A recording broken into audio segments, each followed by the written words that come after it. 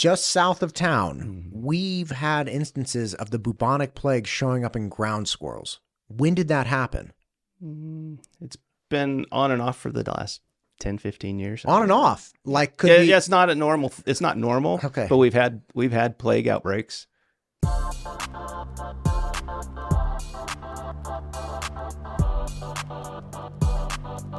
Charlie, thank you for coming, sir. You're welcome. I appreciate you. You were in Fish and Game for 30 years in Idaho. You just recently retired, and you unfortunately made a nice comment on my YouTube page, and I reached out to you, and here you are, suckered you in. Yes. But we were just talking, the Catalina Island, it's interesting, the habitats that determine how big animals become, like wolves, right? Mm-hmm. Catalina Island has buffalo on it because they did I think it was a Genghis Khan movie or something. There was some film that they did on Catalina Island and they needed buffalo, right? It was like Genghis Khan Visits America or something ridiculous, right? And then they left the buffalo because once you're done shooting with buffalo, you're not like herding them back in, and Catalina Island is notoriously difficult to get around on.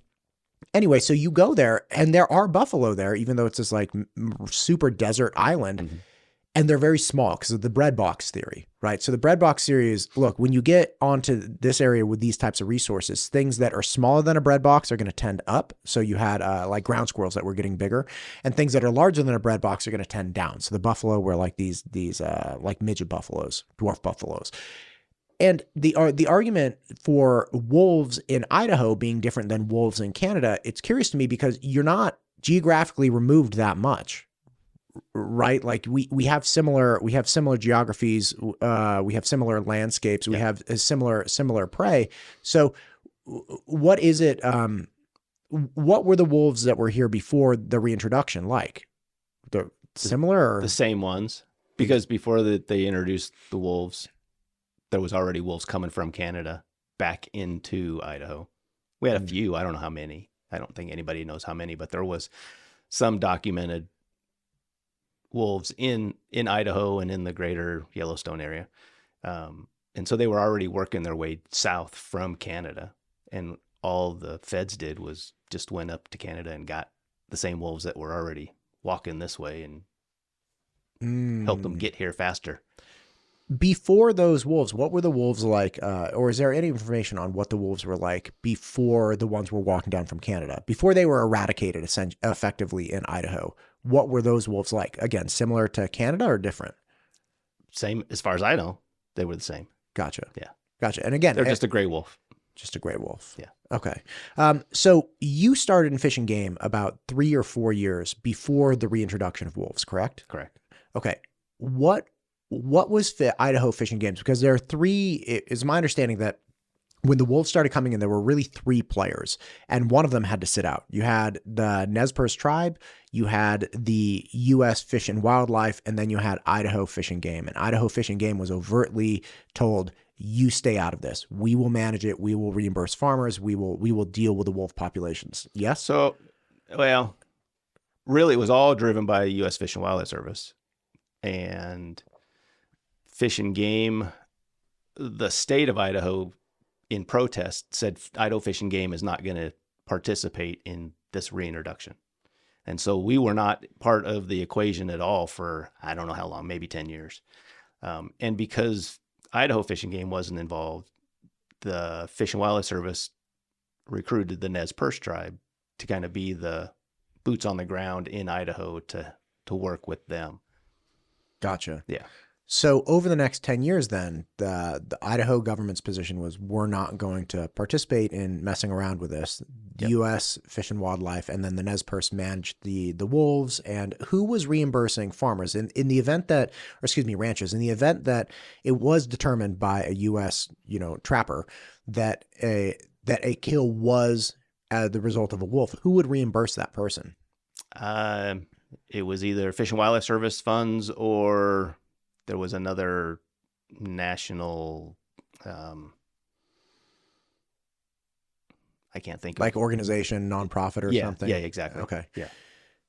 The first representation of the frustration between a rancher and then the officials that I saw embarrassingly enough, was on the fictitious show Yellowstone, right? Where like one of the main characters goes to this cattle ranch, and this guy's like, them wolves, and he finds this dead cow, and then he goes into the barn and he finds like a weed whacker that was all bloody and stuff. He's like, you tore up your own cow. Like, this cow is sick and you're trying to blame it on wolves to get reimbursed. And then there are obviously other depictions of, okay, we'll get, this was killed, we'll get you paid back. So there was a reimbursement system, but the barrier to entry was some official in one of the organizations determining that, yes, this was in fact a wolf kill. Yeah. Okay. Walk me through that process, because once Idaho Fish and Game got involved in the mid 2000s, right? Around 2005, was it? Probably something like that. I don't know the dates. Okay. Sure, but MTU Studios is the proud producer for the Ada County Sheriff Podcast, the Idaho Wildlife Federation Podcast, the State Representative Ted Hill Podcast, the Idaho State PTA Podcast, and many more. If you or your organization is thinking about starting a podcast, MTU Studios would love to help. Just check out mtustudios.com. Once they got involved, then they started participating in, okay, let's determine if... So Fish and Wildlife Service or Animal Damage Control still was the lead. We would help. So I went on some of those necropsies, but we were there just to kind of help and facilitate. And that was when the wolves were still listed. But... so we could listed as an endangered species. Right. Sure. Right. So it was pre-listing or pre-delisting. And so we went along to see how they did the work. And then also so we could figure out, what was going on. And we wanted to know too. Sure. Okay. So walk me through this process, because it seems a lot of people, first off, there is a structure to reimburse when there's a loss, correct? Present day, is there? I don't think there is. Oh, it's all gotten... I don't exactly know right now who reimburses for that. Gotcha. Well, you're retired as well, so it's not on you. Out of the loop on that one. It's not on you. You're not a contemporary commenter for the agency's policies. No. Okay, so from the readings I've done and conversations, at least in the early goings when they were reimbursing, whether or not they still are now, great question. But when they were, there was always a question of, how do you know, right? How do we know how this animal died? And there are all kinds of problems that come into it. Was the heart beating when this animal was gorged on, right? Or was the heart not beating, right? Did the animal die for some reason and then they got scavenged? If it was killed by something, what killed it? What are the different attack patterns of different animals? All kinds of different questions. If you wouldn't mind, walk me through what you would do if you went to a necropsy and you pull up in the truck and somebody's saying like, hey, I have this animal that got killed, I think by wolves. Like, what do you guys do? Yeah, we're... Pull this guy a little bit closer. There you go. Okay. All right. We're looking from a distance, just like you would any crime scene, if you want to. I haven't been to many crime scenes, so you gotta humor me here. At least I'm gonna look at it. Back in the old days when I was doing the game warden thing, look at it from a distance, see what you can see, and then work your way in. And, was there a struggle? What tracks are you seeing? What's the blood trail? Where did it start? That kind of stuff. And then on the animal, we peeled the skin back, looked at, around the head, the neck, the backs of the legs.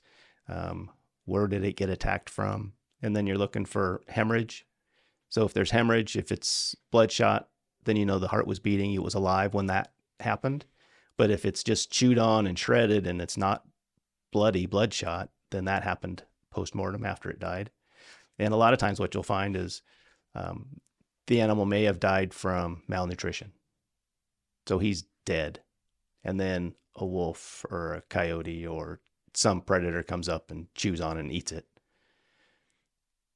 But it didn't kill it. So if you just go looking on what tracks are there, but you don't look at the animal itself, you may come to the conclusion that, coyotes or a wolf killed this thing, when it just tipped over for natural causes or whatever, killed it. Maybe a mountain lion killed it, stashed it, and then something else found it and ate it. So there's a whole time frame that you have to establish, right? You're like, look, maybe wolves were here, but were they here when this thing actually met its end? That's the question. Yeah. And using a different investigative tools like peeling back skin or looking for somebody was telling me the other day that you have if you have like a chunk of flesh that's all bruised and bloody and nasty underneath the skin because it was like hemorrhage, then you know that was really severely damaged when the animal was alive. And if something's torn open but there's no real bruising or big perforation and whatnot, then it's like, well, somebody was just eating this, right? Which is not the worst thing. What are the different attack patterns for different animals? Because you would have to know if like, all right, this met its end from this type of attack, even though let's say the hindquarters were eaten or something like that. It didn't die from this. It died from this thing up near the back of its head.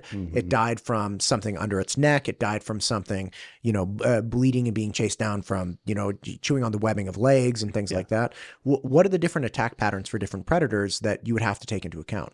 So wolves, like you've probably seen in the videos, they'll follow, they'll chase, they'll, push a herd across the hillside and they'll see which one's slow enough or got a limp. And so then they'll pick on that one. And they're going to go and they're going to nip at the backs of the hindquarters and slow it down some more. And then they're going to probably, at some point, grab it maybe enough that it's going to be immobilized and then they can kill it. Gotcha. Mountain lion is stealthy. They almost always come at it from a stealth standpoint. And so they're not as selective either as, say, a wolf is really going to try to get the easiest to catch, right?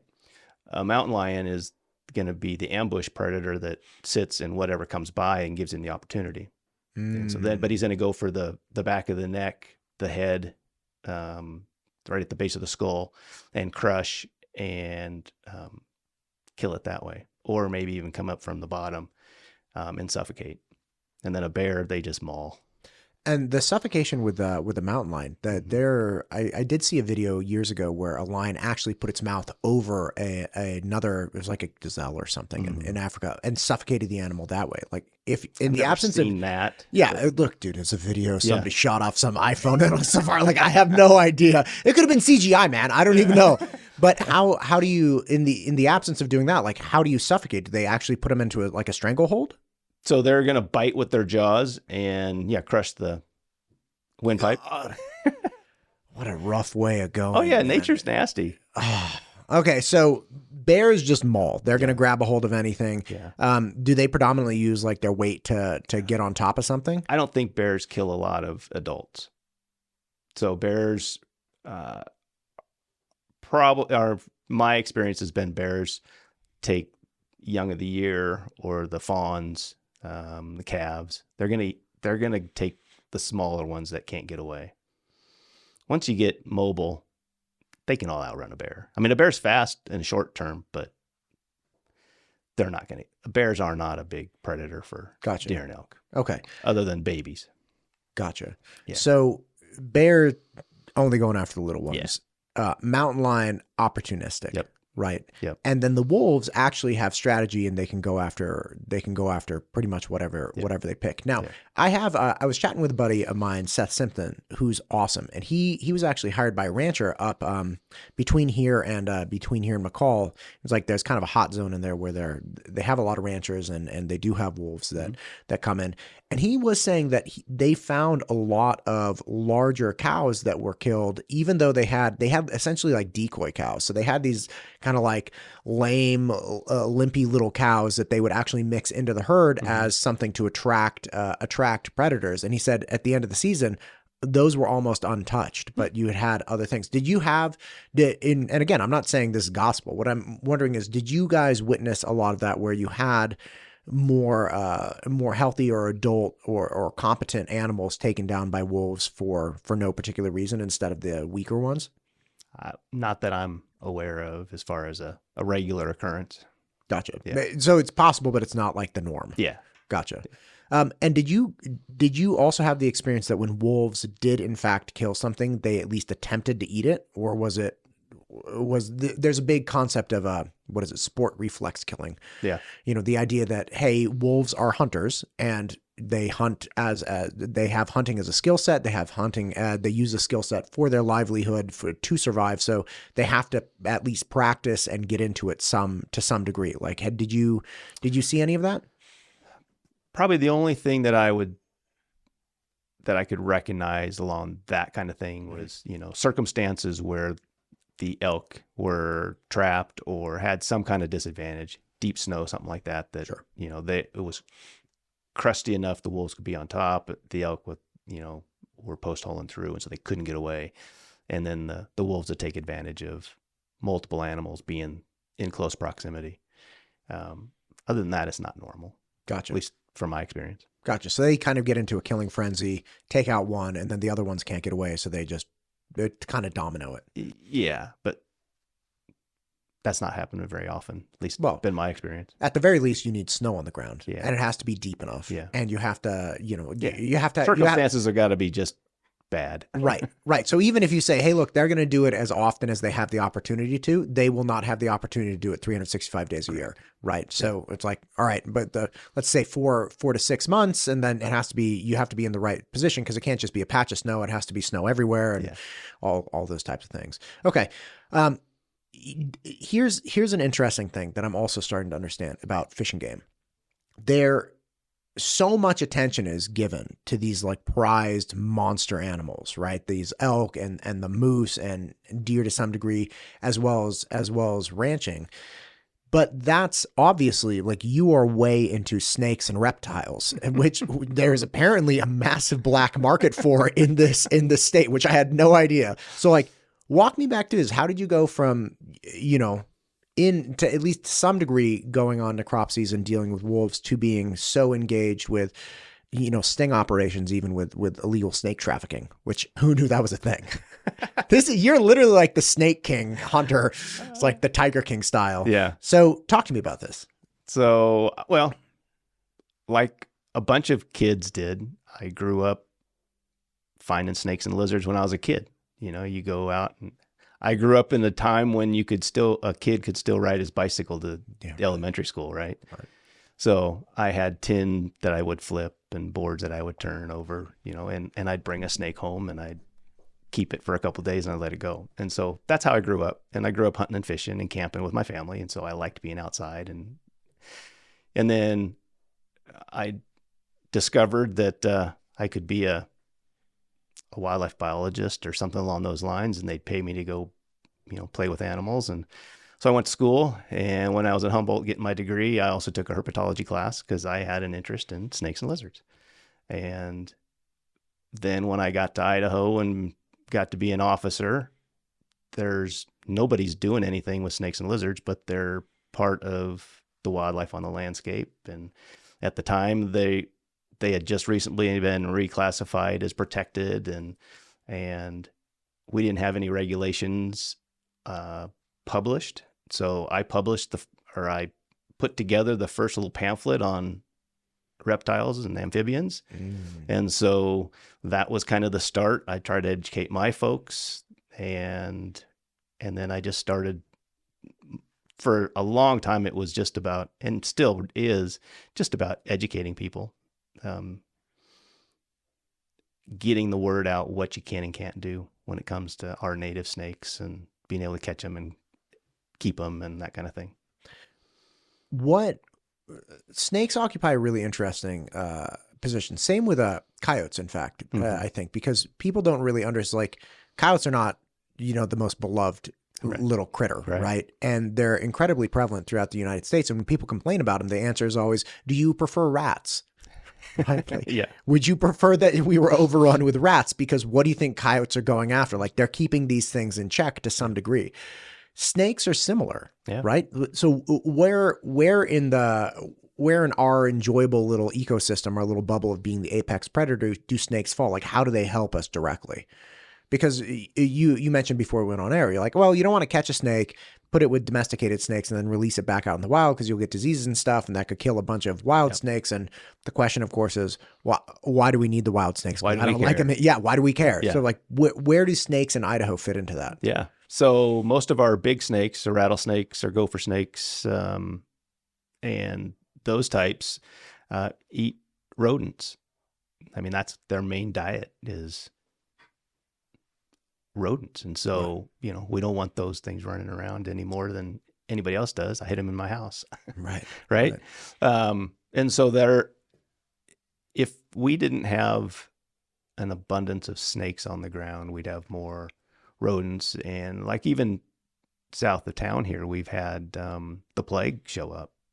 And The plague, like the bubonic plague. Yeah. Yeah.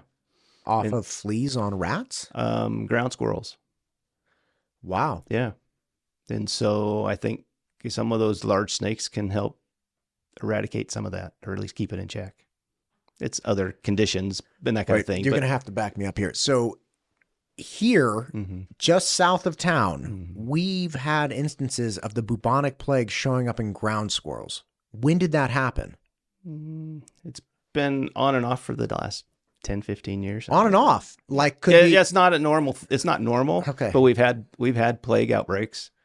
In humans? No. Oh. No. I was like, no. I missed the news.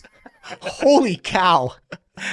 And I don't know if it's the same exact strain, Sure. that would affect humans. I know we have to be careful. We put, Sure. Well, it's funny to go talk to some of our veterinarian and that kind of stuff. And, they touch dead stuff and they glove up and they suit up. And then I'm a game warden on the back of the pickup truck with my hands all bloody from touching all kinds of stuff. And I'm eating my peanut butter and jelly sandwich. And it's like, yeah, I probably should. Yeah, but how many up. times do plagues work their way into the deer population? You never know. You never. Not plague, but if you ever, there's some nasty stuff out there. Yeah, I disease wise. I went hog hunting. It was probably like, I don't know, 8 years ago. It was awesome. We flew into Georgia and then went hog hunting in Georgia and then drove from Georgia down to a beach area in Florida. It was for a buddy's bachelor party. There are 3 of us. And my one buddy's, pretty extreme. So he's like, all right, we're going to go hunt hogs. And then we're going to go cook the hogs on the beach at this VRBO. And so we go down to Georgia and this guy just hands us a bunch of AR-15s with 30 round clips. And he's like, all right, put these things on your ears. We're going. And we're in the back of his like A-team creeper van, literally just sitting in the back of this van, not seatbelt or just sprawled out, like straight up A-team style. And we get a bunch of hogs and he's got this night vision camera on top of his van. He's got an actual joystick. So he's got this drop down flat screen TV in the van. And he's like, take this joystick. It was like an Atari joystick. And he's like, just turn it left and right. So we're scanning the areas and we see a bunch of hogs go out and kill them. And we didn't bring anything to like dress the animal. So he just takes out this knife and just right down the back, rips out the back straps and get some of the ham hock. And anyway, the shields on those things are incredible, by the way, too. Like he was telling us, like, well, look, you're going to have to hit the hogs multiple times to drop them. Like, what do you mean multiple times? Like, they're going to take some hits and they're going to keep running. And so when he was taking off one boar, he's like, here, touch this. And he rapped on the shoulder. He's like, this is the shield. Like, what part of the animal is this? Yeah. And he's like, it's about 3 inches of like cartilage and fingernail or a couple inches, right?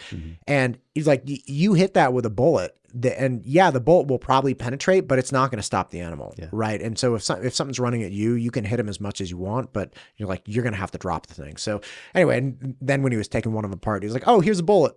Oh, wait, no, this isn't my bullet. It's like, what do you mean it's not your bullet? He's like, oh, this guy was shot before. He recovered. Like he just ran on with his little pig life. Anyway, the point is this guy, who I'm pretty sure was on some kind of drugs. This guy is ripping these pigs off, gets the back straps, throws them in some Ziplocs and goes back to eating his burrito. I was like, do we have to worry about anything? And of course, I was into eating the meat that we got. But we got to the place we were staying, started cooking it up, and we're like, oh my God, that stinks. And of course, like it was tainted. It was a nasty boar, skanky little thing, whatever it was. And I immediately order pizza, and my friend gets so offended that he's like, "This is the best meat ever." I'm like, "Max, you know that's trash, You right?" know it's Like, not, yeah. And it just on principle, he forces himself. He's like, "This is great. I'll have another bite right now." And he's like, and he just dumps 3/4 of a bottle of hot sauce or barbecue sauce on it, choking. It's like, this is disgusting, right? Like, this tastes horrible. Like, this pizza at this beach town is going to be bad, but it's not going to be as bad as that. Yes. Anyway, so guy didn't care at all. He was just rubbing it all over. Yeah. Just, he might have licked it off his hands. I have no idea. He was an interesting character. Anyway, so they're great with it. Sounds like they control rodent populations. They control bugs, sure, to a degree. Because the smaller snakes are eaten in bugs and that kind of stuff. Mostly they're not around people, but people like to go where they are. Okay, so walk me through this. Mm-hmm. You've been on multiple illegal snake dealing sting operations, picking up the most venomous, dangerous snakes that we have in the state into like a pillowcase and just in an apartment complex. Yeah. Walk me through this. When did you first start doing these, and what prompted it? Like, when did you guys realize there was an illegal snake trade coming out of Idaho? So we heard about the little, rumblings here and there, because I have friends that, were in the snake, interested in snakes, and you have the Herp Society that's here, Herpetology Society, and some of those had pets, and some of them were just science type pigs. But, rumors are going on that people are catching stuff. But I think what started the one case was, so there was 2005, 2004. So people were still advertising in newspapers. What? And somebody posted something for, and I'm trying to think. I think it was a crow. Somebody had a crow. So one of my officers went. Oh, some people. You're saying people are still advertising newspapers. You mean they were just using that communication mechanism for like the classified? Yeah. I thought you were advertising. They were advertising illegal snakes in 2005. Like what? No. What do you? Okay, great. So somebody has a crow. Using a regular classified. Right. I got this crow kind of deal. One of my officers goes over and talks to the lady and finds says, you can't have a crow. You can't have that as a pet. It's a protected species. Sorry. They are? Yeah. What? You can hunt them, but you can't have them as a pet.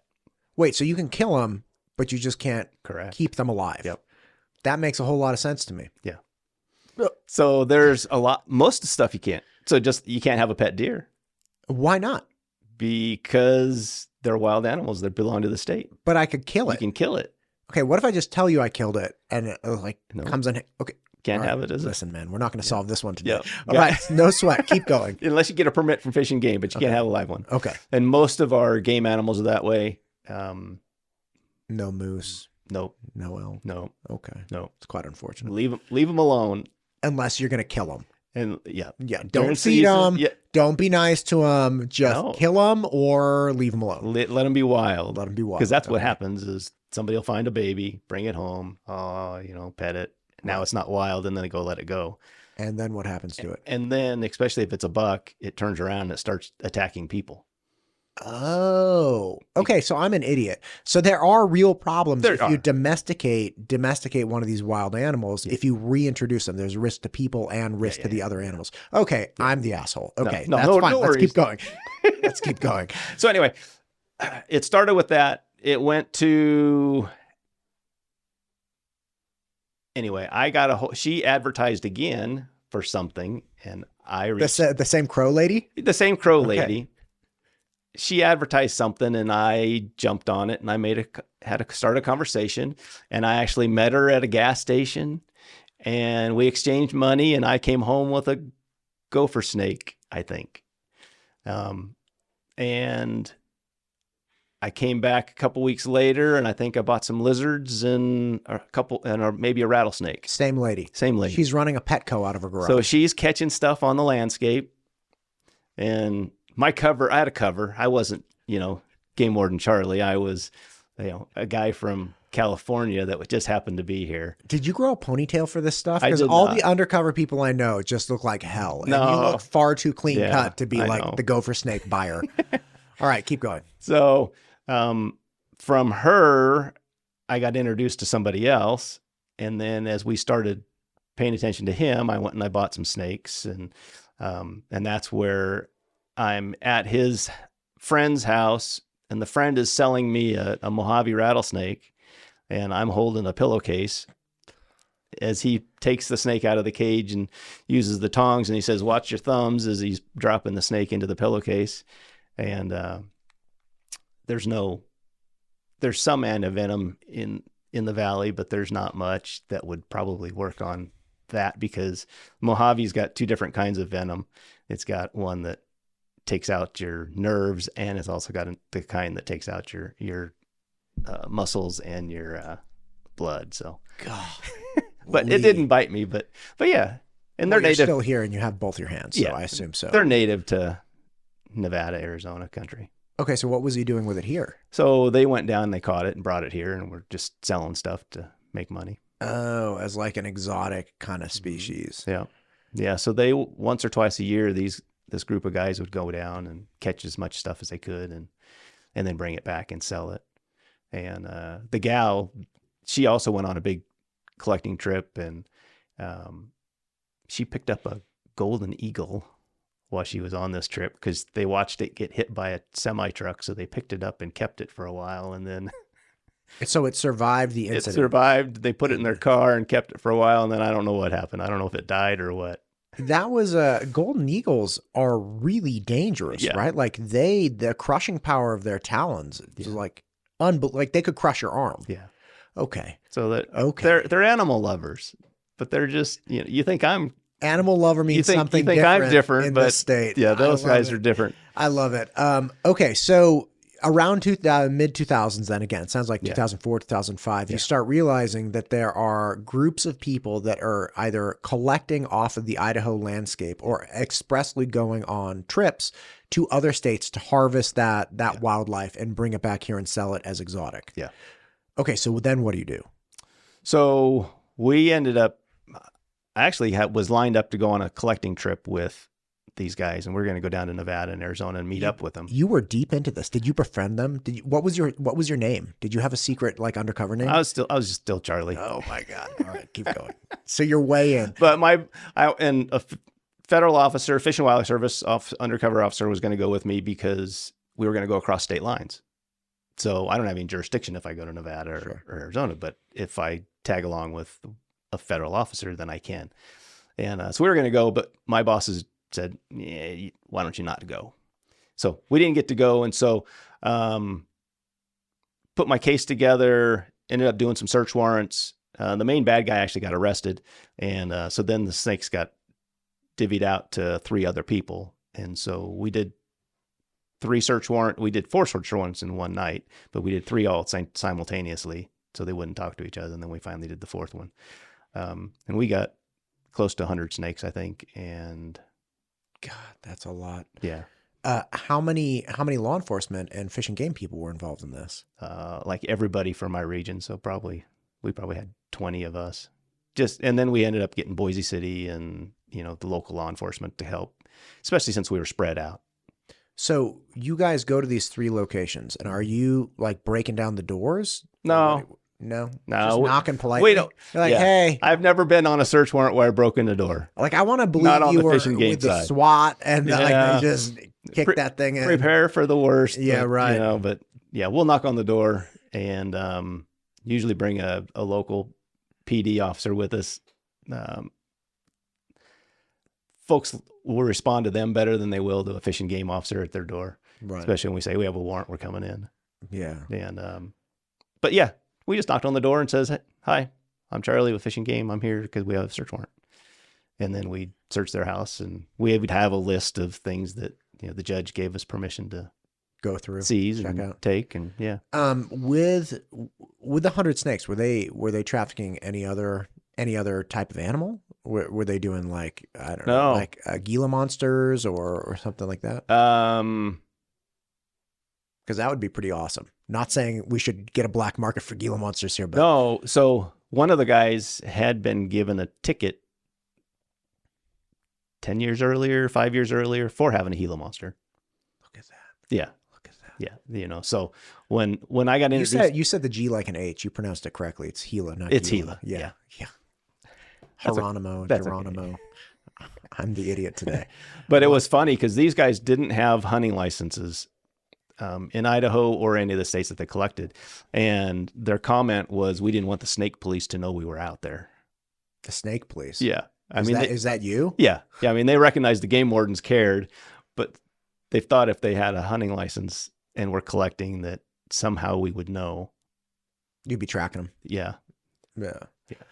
So once you collected all those 100 snakes, did you have to terminate them all?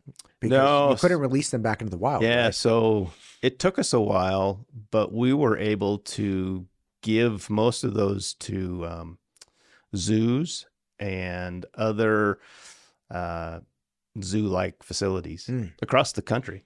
I mean, we had Zoo Boise help us. So one of the administrators that was into snakes there helped us to find other facilities that were interested. We had 60 rubber boas that one of these guys had collected, and he was trying to breed them, and then he was going to sell the babies off. So if there's no local buyer, what do they do with these snakes? If you hadn't busted them and they have 100 snakes, and there's like, I can't imagine the black market for snakes in here, in this local area, is that great. Yeah. Do they ship them out of state? Yeah. So they were taking, especially our rattlesnakes, they were shipping them to a dealer in Texas or Florida. And then the next month I would see, so when we did the search warrant, I could look at the paperwork once I realized where they were getting sold at. And I could see our Idaho inventory show up on the sales list. It was like, yeah, he sold 15 Great Basin rattlesnakes to this facility, and he'd have 15 Great Basin rattlesnakes for sale the next month. So the purchasing of non-native species is what essentially killed the Everglades, right? And that's specifically with boas. Oh, right. Yeah. And so, and again, just tying it back to this, is the consequences of this are not actually small, right? Aside from the plague, which is a problem, right? But you have whole ecosystems that have introduced formerly domesticated animals like boas, right? And not to say that boas are ever really domesticated, but formerly captively held, right? Right.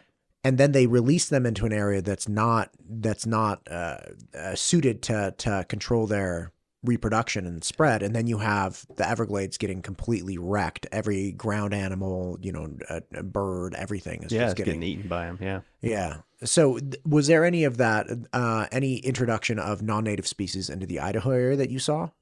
Not that we're aware of. So I don't think so. I think we're okay that way. Mostly they were catching stuff to be for pets to sell. I'm not aware of anybody turning around and letting it go again. Gotcha. Yeah. Is it legal to own a rattlesnake as a pet? Yeah. So, last year, currently, let's go currently. The Idaho legislature reclassified rattlesnakes as a predator last year at this same time frame. Gotcha. They had been a protected non-game. All of the herps that are protected non-game, which all of the rest of them are, other than the non-native ones, as protected non-game, with a hunting license, you can collect and keep up to 4 of each species. And that is, and I agree with this, just like I was saying when I was a kid, I would go catch snakes and lizards, right? We want to be able to allow kids, families to go out and be able to catch snakes and lizards. and tarantulas and things enjoy, like that. Enjoy that part of the natural resource. And if they want to catch a gopher snake and take it home and keep it as a pet, they can. I'd rather they just left them alone, left them on the landscape. But they're unique. And so if somebody wants to do that, they can. So, but the rattlesnakes got reclassified. And I actually testified last year to try to get them not to reclassify them. So joined with the Idaho Conservation League, and went and testified. Their story was that if somebody had a rattlesnake in their backyard and they killed it to protect their grandkids, that they would get in trouble. And I explained to the resource committee and to the legislator that said that. I said, that's not true. We've got a mechanism right now that's already in place that if you're afraid of, to protect your property and people, you can kill it. You can't go down in the desert, and just go kill one just because, but protect it. But for whatever reason, they wanted to do that. And here's where Fish and Game and I definitely parted ways, because that in that resource committee meeting, the deputy director for Fish and Game was there, and she didn't have anything to say about that. She had something to say about the other bill that was going through, but not for the rattlesnake. So with the reclassification of a non-game predator, that allowed people to kill them more frequently, or what? So now, what was the consequence of that bill? Yeah. So now, as a predator, you can kill them anytime and as many as you want. You have to have a hunting license still to go out and kill one. But yeah, they're not protected anymore. The other part of that is because they're classified as a predator, you can keep them and you can sell them. So you can keep them alive. You can keep them alive and then you can sell them.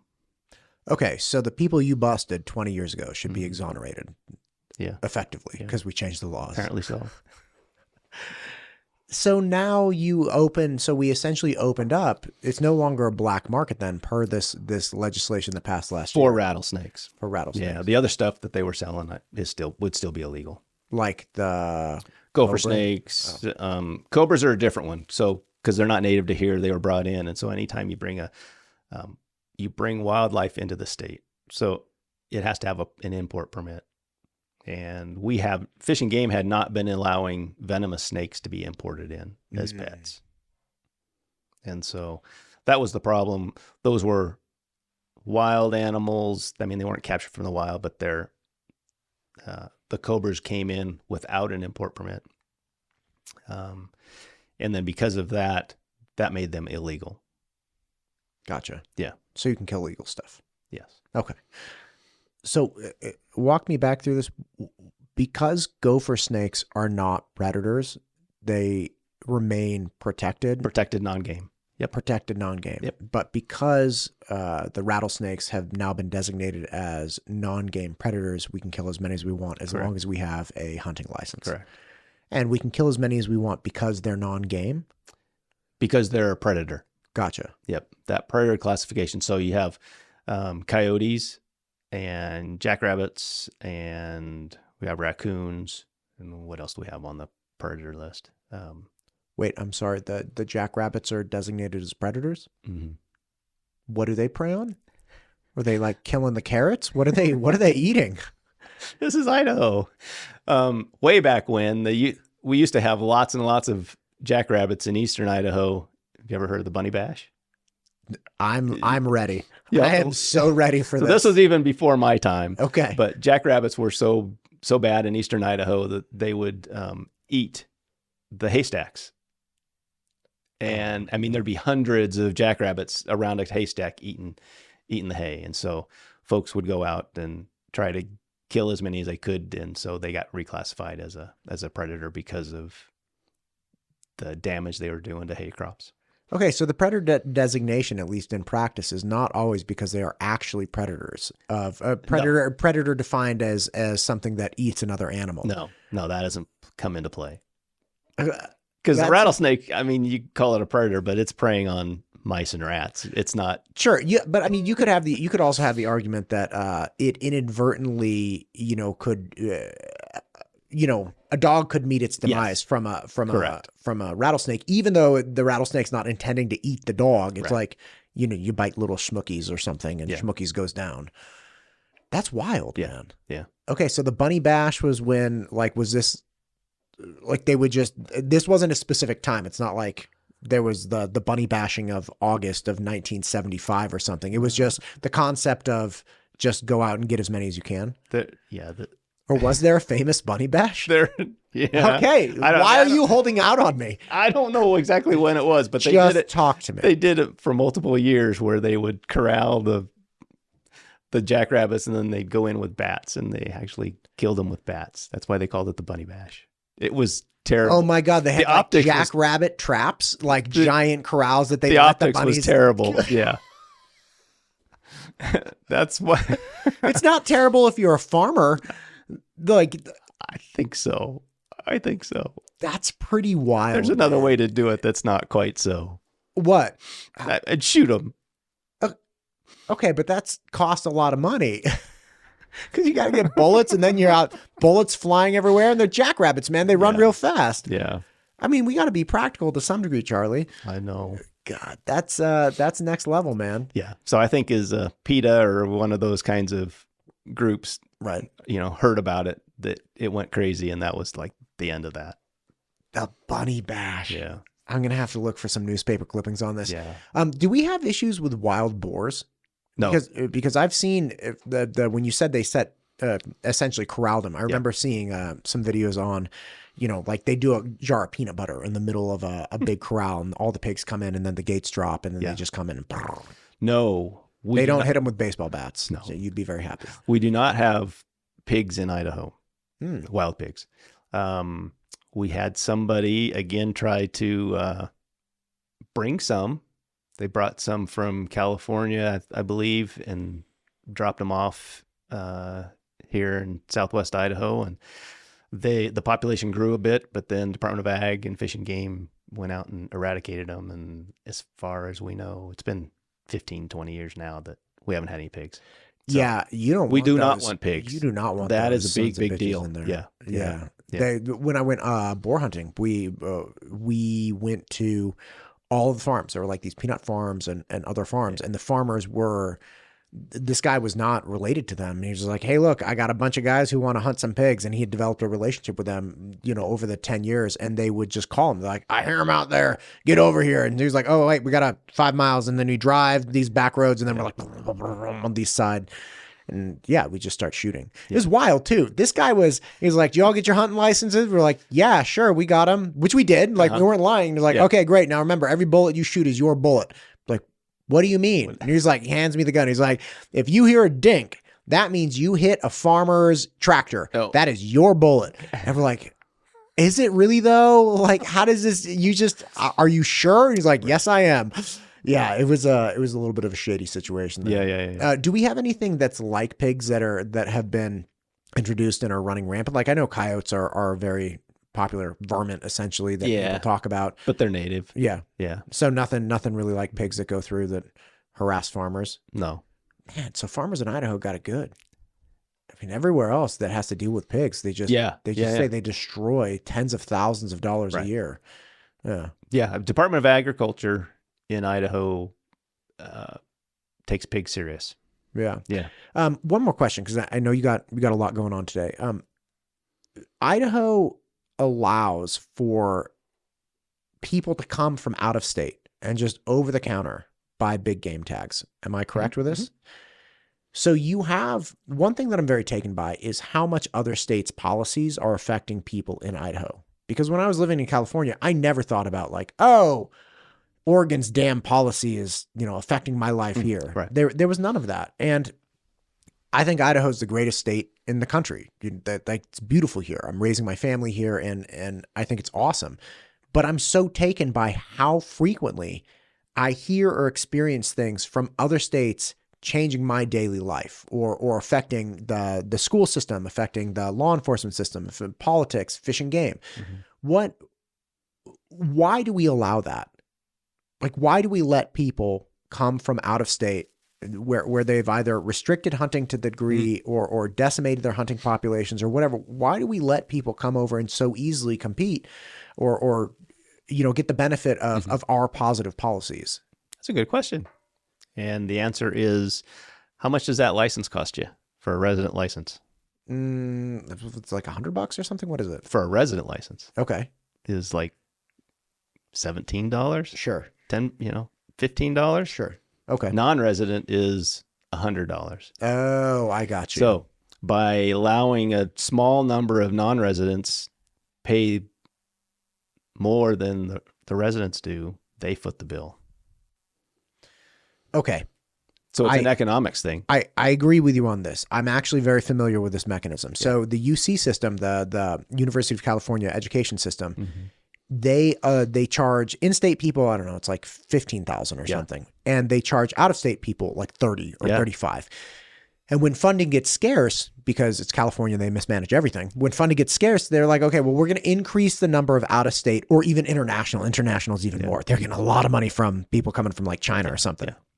And so the problem is, again, you increase the number of people that you allow in that are paying higher tuitions to close a portion of the gap. Okay. But you still have a fixed number of slots that you can allow people to come because you can't overload the classes. So it's not like, okay, we have 100 resident students and we're just going to go from 20 to 30 non-residents. Yeah.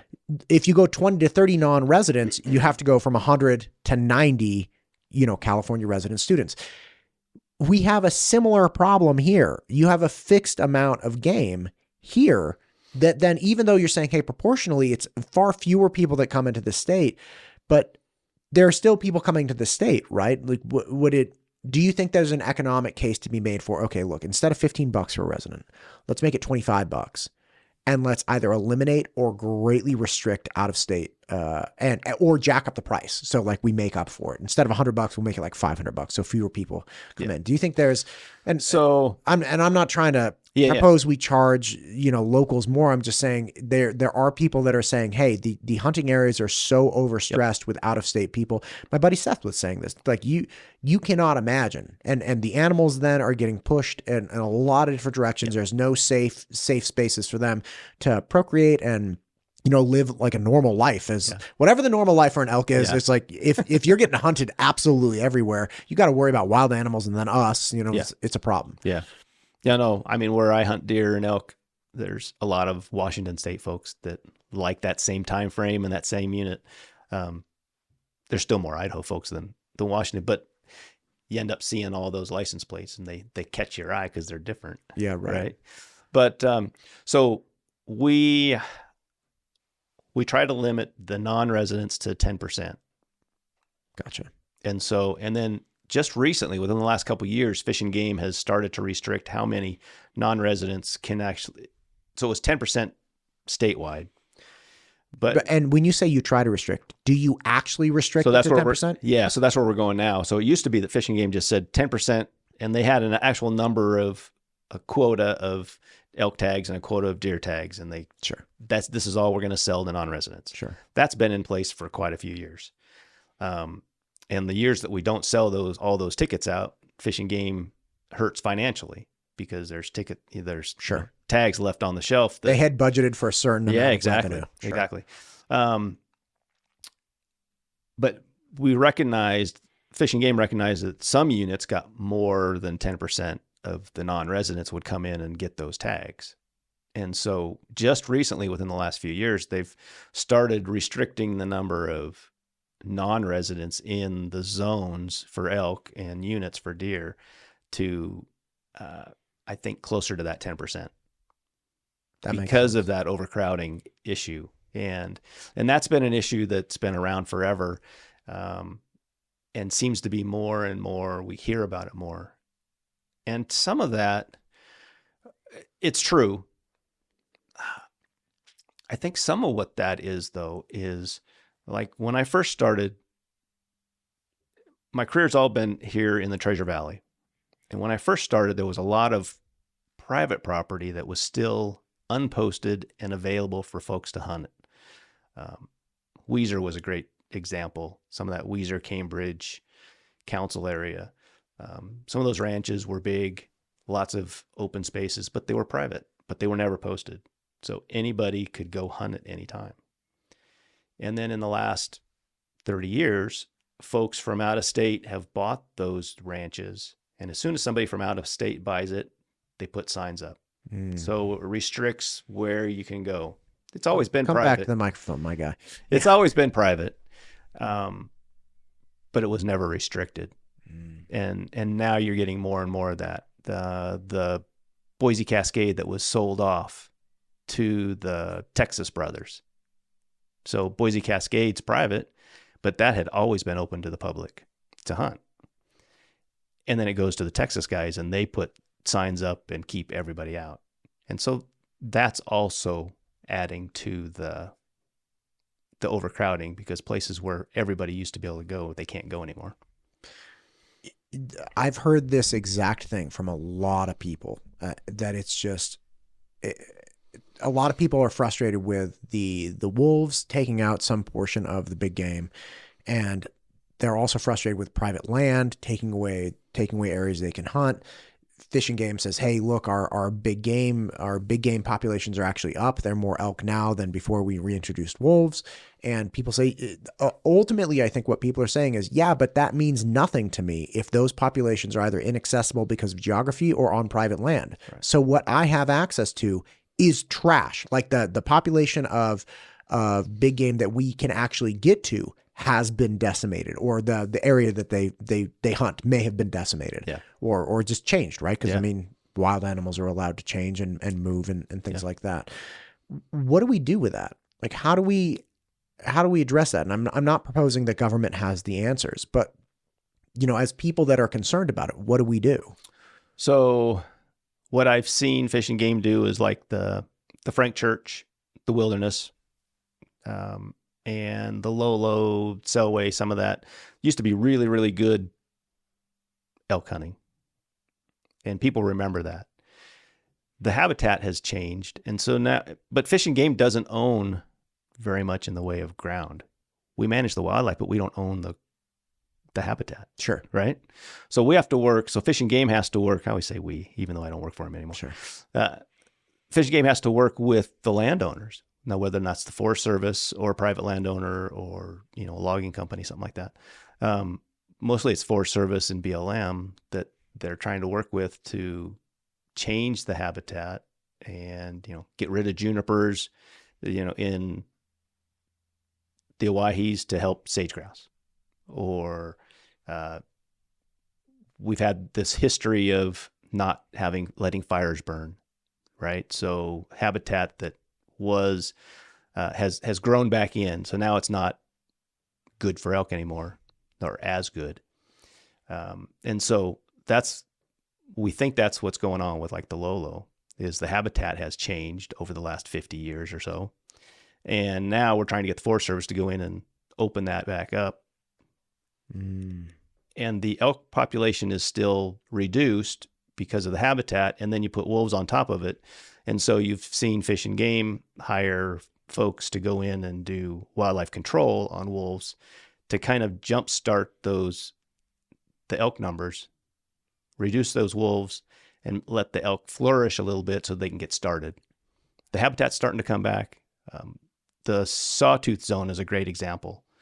So Sawtooth's got overhunted, and we had some really crazy winter conditions that allowed that to happen. It wasn't anybody's fault. It's just the stars lined up where we had good winters, and then we allowed cow hunting.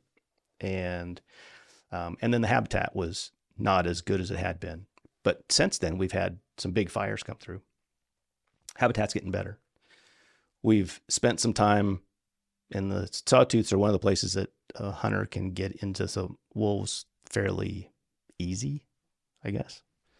And we've reduced the number of tags. I mean, we took the number of tags and cut them in half.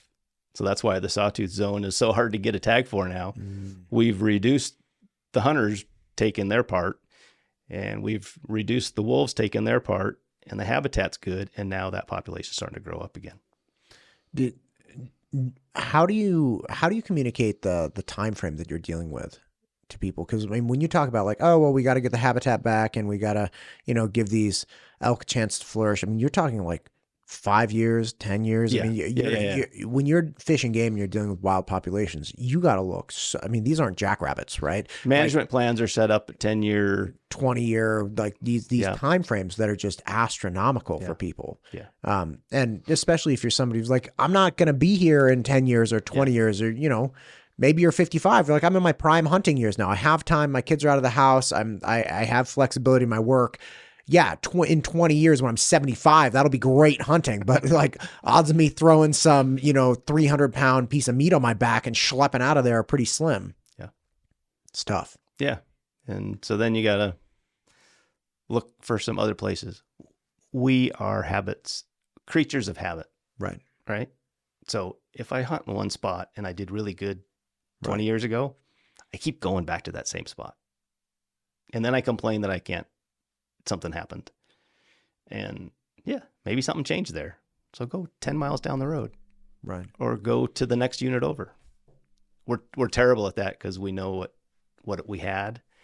And so that's part of it. We just have to convince folks to try something new. Right. Well, the new round of, I was speaking with Brian Brooks of Idaho Wildlife Federation, executive director, great guy, and chatting with him. And he said, what's interesting is he's like, I couldn't even hunt until, I think he said 2004. I'm not 100% sure how old he is, but I think he said around that time. He said, so I don't know any different. It was like, things had changed or wolves were already here. And so my lifetime of hunting has been, in parallel with wolves and changing habitats and things of that nature. It was like, so, ultimately we're going to go through an age in Idaho where the people that remember how they could, these great spots or how it was super rich, those people, that's just the state of the world. Those stories are going to become farther and few between, and more cultures and traditions will be wrapped around new areas. And I'm sure when those areas change, like Brian Brooks will be complaining about how it used to work and, now he can't go back. So it's kind of a turning over of the age of Idaho. Yeah. Yeah. Well, listen, thank you for coming in today. I really appreciate you. I would love to actually, when you go and check on your rattlers or any of that, if you want somebody to tag along, I'd love to go check it out and just see those. No, that's one of the things that I like to do is take family and friends out and introduce them to that stuff. Oh, it'd be super cool. It's fun. Yeah. When growing up, just a quick thing, when I was growing up, I was in, Concord, California is at the base of Mount Diablo. And so we'd go up on Mount Diablo. And then even as an adult, I'd ride my bike on Mount Diablo. Very arid, very dry. Like I would run up Mount Diablo actually from my house. And I'd go halfway up and come back. And it was about 14 miles, right? But it was super hot. So I'd kind of go at dusk. And there are a lot of mountain lions up there, man. So you'd hear, rabbits getting eaten and but that environment was so cool. And I remember picking up, tarantulas when I was a kid or hearing or seeing snakes. And again, you're just in this really wild area. And I enjoy that. There's something about the heat and the dry and just a spot where snakes exist and are happy. It's like, I'm happy there too. Yeah. Yeah. Yeah. Awesome. Well, thank you for coming in, sir. I appreciate you. Thank you. MTU Studios is the proud producer for the Ada County Sheriff Podcast, the Idaho Wildlife Federation Podcast, the State Representative Ted Hill Podcast, the Idaho State PTA Podcast, and many more. If you or your organization is thinking about starting a podcast, MTU Studios would love to help. Just check out mtustudios.com.